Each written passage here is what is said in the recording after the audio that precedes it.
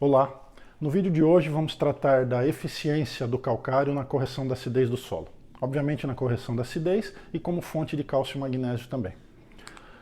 Com relação à eficiência do calcário, existem três fatores que afetam diretamente essa eficiência, essa eficácia. Dois deles nós já conhecemos, já falamos bastante. Poder de neutralização, PN, que é a concentração de carbonato de cálcio e carbonato de magnésio presente na rocha, uma grandeza química, e a reatividade, que é uma grandeza física, vem da moagem do calcário. Aliás, é dado grande importância à reatividade hoje em dia, e essa importância precisa ser revisada, questionada. E o terceiro fator, qual que é? O terceiro fator é a origem da rocha. E é um fator que vem sendo bastante discutido, mas que não tem sido levado em conta no cálculo, atualmente, no cálculo da necessidade de calagem e na eficiência do calcário. Existem alguns trabalhos antigos e alguns modernos que falam da eficiência e que sugerem que ela tem que ser levada em conta para calcular a dose de calcário necessária. Bom, para tratar desse tema, nós temos que falar de um trabalho recente, publicado no começo do ano passado, numa revista americana de circulação mundial, que é a Communications in Soil Science and Plant Analysis, e um trabalho que revolucionou o conhecimento que se tem sobre o calcário, ou vem revolucionando esse conhecimento. É um trabalho que foi capitaneado pelo professor Cruciol, da Faculdade de Ciências Agronômicas da Unesp de Botucatu, faculdade na qual eu estudei e fiz mestrado. Aliás, tive o privilégio de conhecer o professor Cruciol no início da carreira de docente dele. Em 2001, eu estava preparando minha dissertação de mestrado e ele me ajudou grandemente nas análises estatísticas dos dados do meu experimento e na interpretação desses dados, logo no início da carreira dele. Então, conheço ele de longa data aí.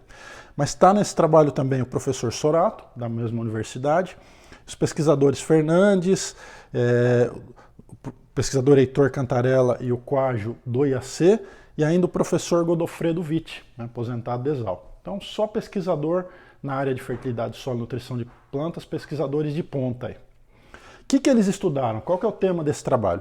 Eles estudaram a reatividade de diferentes tamanhos de partículas de calcário sedimentar e metamórfico sob condições controladas, ou seja, em laboratório. Então estudaram diferentes frações granulométricas de calcário sedimentar e metamórfico em laboratório. Bom, chegamos à conclusão que antes de falar sobre esse trabalho propriamente dito, seria interessante a gente entender melhor o que seria uma rocha, um calcário sedimentar e um calcário metamórfico, diferenciar esses dois tipos de calcário. Então esse é o objetivo do nosso vídeo hoje, tratar da diferenciação entre uma rocha metamórfica e uma rocha sedimentar e no próximo vídeo entrar propriamente nesse trabalho, já tendo esse entendimento prévio das diferenças entre as rochas. Então é isso que nós vamos fazer. Primeiramente vamos falar da rocha sedimentar. Então estamos falando dos tipos de calcário quanto à origem geológica da rocha. Rocha sedimentar. Está aqui uma foto, espero que saia legível aí, que dê para enxergar bem no vídeo, mas eu tenho aqui esse paredão e eu vou explicar melhor o que ele é. Mas primeiro, qual que é a origem dessa rocha sedimentar? É um calcário de origem orgânica, né? Faltou a palavra origem aqui, mas é um calcário de origem orgânica. Fala, Júlio, você está louco? O calcário é rocha, rocha é mineral, como que o calcário é origem orgânica? Vou explicar. Há milhões ou bilhões de anos atrás, essa região central do estado de São Paulo, que engloba aí os municípios e macro-regiões de Piracicaba, Limeira, Rio Claro, Conchas, Laranjal Paulista, Pereiras ali. Toda essa região era coberta por um oceano enorme. E esse oceano era habitado por plantas e animais.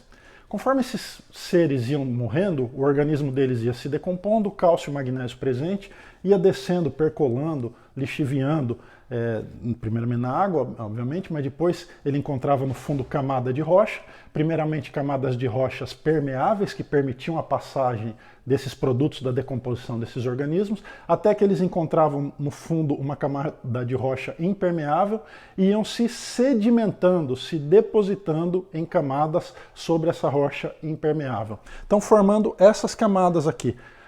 Cada linha dessa aqui representa um período geológico e cada linha dessa é uma camada de sedimento que foi se depositando. Por isso o nome do calcário de sedimentar, formado por sedimentos de restos de animais e vegetais que foram se decompondo. Então essa é a primeira característica desse calcário. Ela é uma rocha profunda, apesar de a gente estar vendo aqui ao nível do solo, a gente está vendo um paredão aqui, mas aqui embaixo só é que está o calcário. Todo esse material aqui nós vamos chamar de material inerte.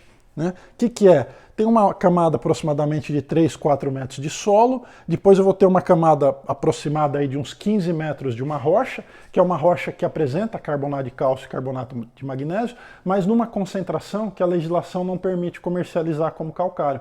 Tem várias funções essa rocha aí, mas ainda não pode ser comercializada como calcário. Para eu chegar numa camada aí de 3 metros de rocha calcária pura, que é o que interessa para a produção do calcário, é o que nós vamos usar para moer e produzir o calcário. Então olha quanto material aqui eu tenho que tirar para chegar, para aproveitar o calcário. Então eu tenho uma proporção aí aproximada de 6 partes de material inerte para uma parte de calcário. Eu tenho que retirar 6 de inerte para aproveitar uma parte de calcário. Né? É uma camada pequena, portanto, de calcário que eu vou aproveitar comparado com a quantidade de inerte que eu retirei da jazida de mineração. Óbvio que com isso eu vou ter um alto custo de mineração. Tive que movimentar muito material, 6 partes para 1, para chegar no calcário. Como consequência, como o custo de mineração é um dos maiores custos do calcário, eu vou ter que esse calcário apresenta um maior custo pela movimentação de máquinas, implementos e tudo mais para tirar esse material inerte e chegar nessa pequena camada de calcário aqui embaixo. Como essa rocha está em profundidade, né, lembrando aqui o nível do solo, aqui está a rocha, como essa rocha está em profundidade, ela vem com uma umidade natural maior, né, pega lençóis freáticos e uma umidade que está no subsolo. Mas isso não é ruim, isso é bom. Né? Por quê? Porque permite uma moagem menos fina. Como a rocha é um pouco mais úmida, ela permite uma moagem menos fina. Com isso aí eu vou ter uma granulometria mais equilibrada do calcário. Vou ter uma reatividade não tão alta, com isso eu vou ter um PRNT mais equilibrado, em torno de 70%. Como nós vimos, um calcário com PRNT em torno de 70%, ele apresenta um maior poder residual, que é o calcário que reage após os 3 meses da aplicação, combatendo aquela reacidificação do solo que é contínua. Né? Então isso é bom também. Né? Por eu ter uma granulometria mais equilibrada, um pouco mais de umidade natural nesse calcário, no momento da aplicação eu vou ter menos deriva. Lembra que o meu objetivo é, o calcário tem que atingir o alvo. O alvo do calcário é o solo, tem que fazer o calcário atingir o solo, não o vizinho, não fazer nuvem para cima, para o lado, não interessa. Então essa rocha sedimentar, por essas características aí de uma granulometria, permitir um calcário com uma granulometria mais equilibrada, com uma maior umidade natural, vai me gerar uma menor deriva na aplicação, que é importante, é interessante para mim. Vamos ver outro tipo de rocha, que é a rocha metamórfica, que vai originar o calcário metamórfico. Espero que no vídeo aí saia de uma forma que a gente consiga enxergar. Esse é um paredão de um calcário metamórfico, uma montanha, parece uma montanha de neve aqui, né? Mas não é, uma rocha mais branca. E o que acontece? Qual a origem dessa rocha? Ela é uma rocha de origem vulcânica, uma rocha ígnea. Com isso ela é uma rocha mais dura, uma rocha mais cristalina. Diferente do calcário sedimentar, que era uma rocha profunda, esse aqui é uma jazida que se projeta acima e abaixo do nível do solo. Tudo é aproveitado, eu não tenho material inerte aqui para ter que remover para chegar na camada de calcário. Tudo é calcário, daqui de cima até embaixo, e isso aprofunda que nem um iceberg para baixo do solo, tudo é calcário. Tudo é extraído. Como consequência, eu tenho um custo de produto muito menor, porque eu não tive aquele custo alto de mineração de ter que remover 6 partes de inerte para uma parte de calcário. Né? É uma rocha extremamente seca, porque ela não tá, ela pega desde a superfície e pela própria estrutura cristalina dela, ela não absorve umidade, né, que gera um calcário muito fino, permite uma moagem muito fina, porque não tem umidade na hora de passar pelo moinho. Né? Com isso eu vou ter reatividade alta, PRNT maior, baixo poder residual. O calcário reage rapidamente, não sobra um calcário residual para combater a reacidificação do solo. E com isso também, por ser permitir uma moagem muito fina, eu vou ter uma maior deriva na aplicação, né? Que é uma coisa que a gente precisa contornar no momento da aplicação, compensando a dose, elevando a dose de calcário para compensar a perda. Então, rapidamente, resumindo tudo que a gente falou aqui, vamos colocar num quadro as características do calcário sedimentar e do calcário metamórfico. Então é um de origem orgânica, animal e vegetal, enquanto o metamórfico é de origem ígnea. Rocha profundo sedimentar, rocha rasa, que se projeta acima e abaixo, uma jazida gigantesca. Grande quantidade de material inerte no sedimentar. Eu retiro 6 partes de inerte para aproveitar uma parte de calcário. 0 material inerte aqui no metamórfico. Tudo é aproveitado.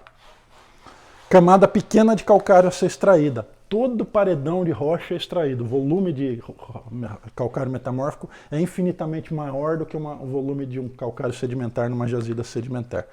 Alto custo de mineração, porque eu tenho que retirar 6 partes de inerte. Baixo custo de mineração, porque tudo que eu pego ali eu aproveito como calcário.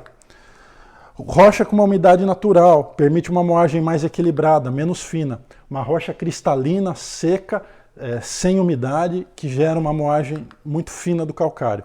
Aqui eu vou ter um PRNT mais equilibrado, maior poder residual no calcário sedimentar e menor deriva na aplicação, granulometria melhor para aplicar. Aqui eu vou ter uma alta reatividade, maior PRNT, com isso eu vou ter um baixo poder residual e vou ter uma dificuldade maior na aplicação, uma deriva maior na aplicação. Aqui eu não preciso compensar a dose por conta da deriva na aplicação, aqui eu preciso compensar a dose pelo menos em 20% a mais para compensar só a perda que eu vou ter na aplicação pela deriva. Como são os calcários da Embracal? São calcários sedimentares, PRNT médio de 70%, portanto apresentam maior poder residual, uma granulometria mais equilibrada por conta da umidade natural, que permite uma moagem que eu vou ter uma quantidade equilibrada de partículas mais finas, partículas intermediárias e partículas grosseiras, que vão permitir o calcário reagir após os 3 meses também. E isso resulta numa aplicação mais uniforme no campo, eu vou atingir melhor o alvo e vou ter uma menor deriva. Bom, diferenciamos os calcários quanto à origem da rocha sedimentar e metamórfico, para no próximo vídeo nós entrarmos nesse trabalho, que é o que eu citei no início, propriamente dito, e entendermos as conclusões a que esses pesquisadores chegaram. Agradeço a atenção de vocês em mais esse vídeo e sigam a Embracal nas nossas redes sociais. Muito obrigado.